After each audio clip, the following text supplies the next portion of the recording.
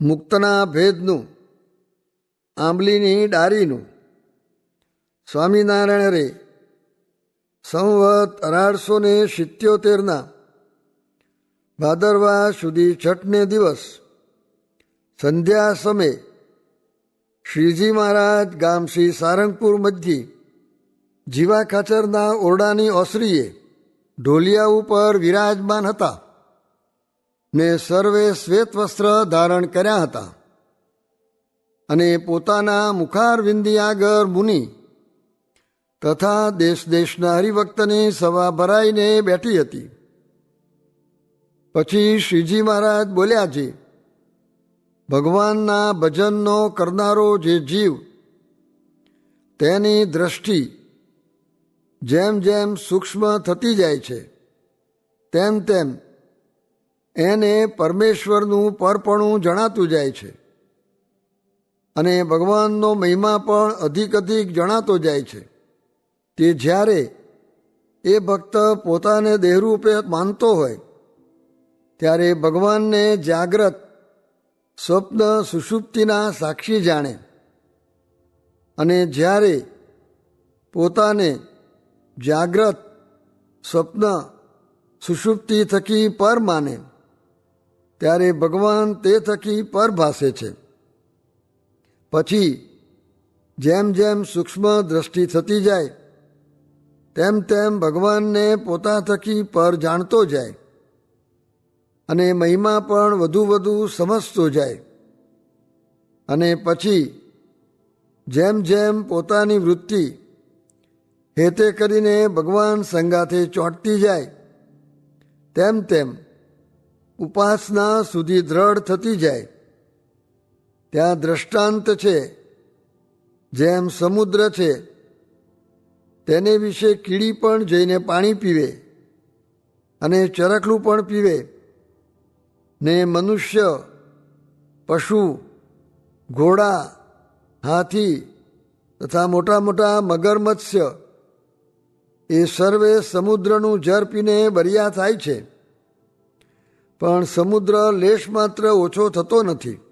અને જે જીવનું જેવું જેવું મોટું ગજું હોય તે જીવ તે પ્રમાણે સમુદ્રનો મહિમા વધુ જાણે છે.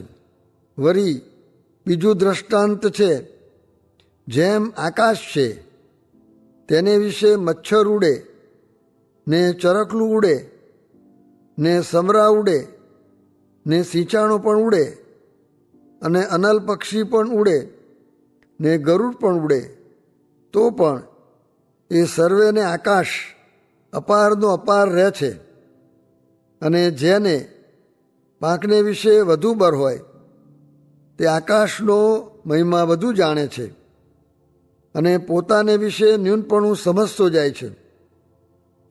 તેમ મરીચ્યાદિક પ્રજાપતિની પેઠે અલ્પ ઉપાસનાવાળા ભક્ત તો મચ્છર જેવા છે અને બ્રહ્માદિકની પેઠે તેથી અધિક ઉપાસનાવાળા ભક્ત તો ચરકલા જેવા છે અને વિરાટ પુરુષાદિકની પેઠે તેથી અધિક ઉપાસનાવાળા ભક્ત તો સમરા જેવા છે અને પ્રધાન પુરુષની પેઠે તેથી અધિક ઉપાસનાવાળા ભક્ત તો સિંચાણા જેવા છે અને શુદ્ધ પ્રકૃતિ પુરુષની પેઠે તેથી અધિક ઉપાસનાવાળા ભક્ત તો અનર પક્ષી જેવા છે અને અક્ષરધામમાં રહેનારા જે અક્ષર મુક્ત તેની પેઠે તેથી અધિક ઉપાસનાવાળા ભક્ત તો ગરુડ જેવા છે.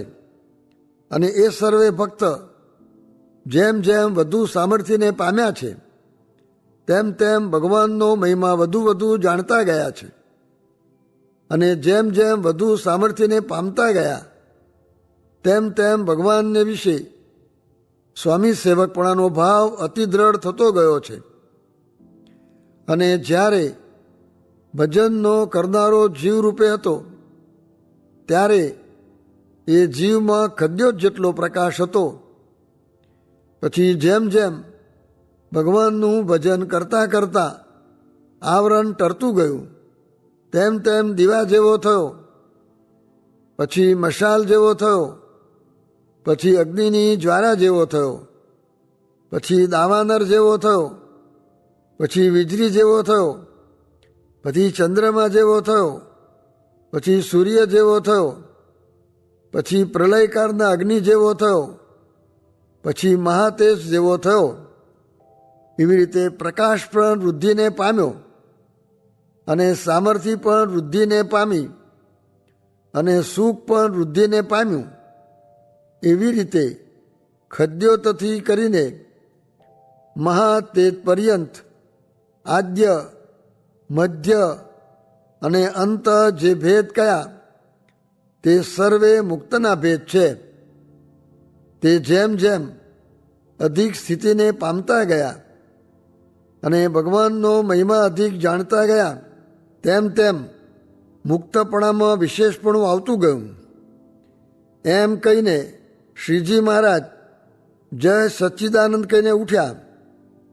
પછી આંબલીની ડારખીને ઝાલીને ઉગમણે મુખારવિંદે ઊભા રહ્યા થકા બોલ્યા છે, જેમ પૂનમના ચંદ્રમાનું મંડળ હોય તે અહીંથી તો નાની થાળી જેવું દેખાય છે, પણ જેમ જેમ એની સમીપે જાય તેમ તેમ મોટું મોટું જણાતું જાય. પછી અતિશય ઢુકડો જાય ત્યારે તો દ્રષ્ટિ પણ પહોંચી શકે નહીં, એવું મોટું જણાય. તેમ માયારૂપી અંતરાય ટાળીને જેમ જેમ ભગવાનને ઢુકડું થવાય છે તેમ તેમ ભગવાનની પણ અતિ અપાર મોટપ જણાતી જાય છે અને ભગવાનને વિશે દાસપણું પણ અતિ દ્રઢ થતું જાય છે. ઇતિ વચનામૃતમ. એવી રીતે સારંગપુર પ્રકરણનું 17મું વચનામૃત જે તે થયું.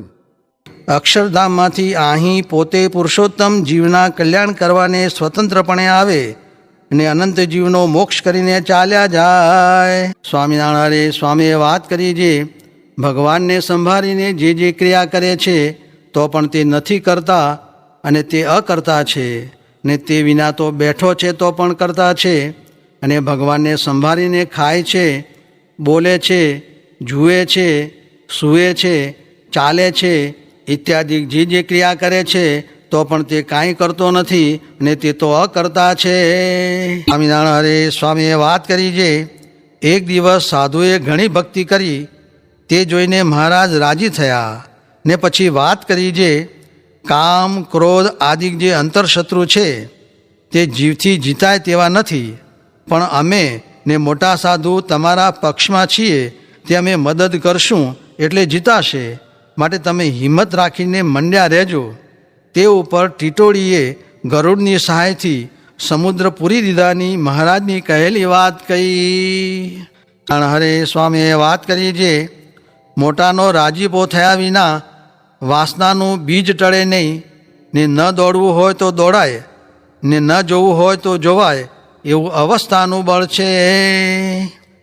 સ્વામિનારાયણ હરે સ્વામીએ વાત કરી છે, અક્ષરધામ ને અક્ષરધામ મુક્તિ સહિત ભગવાન અહીં આવ્યા છે ને ભગવાનને કાંઈ જોઈતું નથી, ને ધર્માદો નામવેરો લે છે તે તો સેવા અંગીકાર કરે છે, ને ત્યાગી ગ્રહસ્થ બે મળીને જીવોના કલ્યાણ કરવા વાસ્તે રીત બાંધી છે. ને ગ્રહસ્થાશ્રમ છે તે વ્યવહાર તો કરવો પણ તેનું ભજન કરવું નહીં. ને બધું પામ્યા છીએ પણ ભગવાન નહોતા પામ્યા, તેને પણ પામ્યા. ને એમ જાણશો જે હવે કાંઈ પામવાનું બાકી રહ્યું હશે, પણ કાંઈ રહ્યું નથી, બધું પામી રહ્યા છીએ. સ્વામિનારાયણ હરે સ્વામીએ વાત કરી છે, વ્યાસજીએ ઘણું તપ કર્યું, ઘણા શાસ્ત્ર પુરાણ કર્યા, ને પોતે ભગવાન હતા પણ શાંતિ ન થઈ. પછી નારદજીને વચને કરીને શ્રીમદ ભાગવત કર્યું, ને તેમાં ભગવાન ને ભગવાનના ભક્તના ગુણનું ગાન કર્યું, ત્યારે પરમ શાંતિ થઈ. માટે આપણે તેમ કરવું. સ્વામિનારાયણ હરે સ્વામીએ વાત કરી છે, ભગવાનના અક્ષરધામ સામી જે દ્રષ્ટિ એ અલૌકિક દ્રષ્ટિ છે, ને પ્રકૃતિનું કાર્ય એ લૌકિક દ્રષ્ટિ છે, તેમાં ભગવાનનો નિશ્ચય એ ખરેખરી અલૌકિક દ્રષ્ટિ છે. સ્વામિનારાયણ હરે સ્વામીએ વાત કરી છે, ભગવાનના અવતાર તો અસંખ્ય છે, પણ આ સમયે મહારાજ પ્રગટ થયા તે ભેળા 1000 ભગવાનના અવતાર થયા ને પોતે એક માહી અવતારી થયા એમ ચોખ્ખું સમજવું. સ્વામિનારાયણ હરે સ્વામીએ વાત કરી છે. સાધુને કોઈકે પૂછ્યું છે કેમ સ્વામિનારાયણ પ્રગટ્યા તેનો શું અભિપ્રાય છે? તે તો મહારાજે કહ્યું છે જે જીવને મૂળ અજ્ઞાન છે તેનો નાશ કરીને અક્ષરધામમાં લઈ જવા એ અભિપ્રાય છે. તે ઉપર દ્રષ્ટાંત છે જે એક ઉંદરિયું વરસ થયું. તે ઉંદર ખેતર ખાઈને બળિયા થયા. પછી તેણે વિચાર કર્યો જે આપણા શત્રુ મીંદડા છે તેને મારી નાખીએ. પછી તો થોડાક કહે અમે પેટ ખાશું, થોડાક કહે અમે પગ, થોડાક કહે અમે પૂંછડું, પણ કોઈએ મોઢાનું ન કહ્યું એમ છે. પણ કોઈ મોઢે ચડીને પૂછતું નથી. મુવેલ કાઉ મારશે દલદાર દાવલ પીર, દાવલથી દેદા ભલા જેણે પઢીને કીધા પીર, એ મુયેલ શું પૂછે? સ્વામિનારાયણ હરે સ્વામીએ વાત કરી છે એ હરિકૃષ્ણ પુરુષોત્તમ તે અક્ષર થકી અન્ય છે ને અતિશય સ્વરાટ છે ને અતિશય શેષના શેષી છે ને અતિશય કર્તુમ અકર્તુમ અન્યથા કર્તુમ સમર્થ છે ને અનંત દિવ્ય કલ્યાણકારી ગુણના સમુદ્ર છે ને અતિશય મહામનોહર મૂર્તિ છે ને સદા સાકાર મૂર્તિ છે ને અતિશય પ્રકાશક છે ને અનાદિ અપરિમિત નિરંકુશ દિવ્ય ઐશ્વર્ય સંપન્ન છે ને અનંત દિવ્ય સુખના સમુદ્ર છે ને અતિશય મહાજ્ઞાન મૂર્તિ છે ને સર્વના નિયંતા છે ને અદ્વિતીય મૂર્તિ છે ને સદા અખંડિત છે ને વિજ્ઞાન જ્ઞાન ઐશ્વર્યમય છે મૂર્તિ જેમની એવા છે ને અનેક વિભૂતિઓ ને અનેક અક્ષરાધિક મુક્ત ને કાળ માયા પુરુષાધિક શક્તિઓ એ સર્વેના કારણ છે ને વાસુદેવાદિક ચતુર્વ્યુહ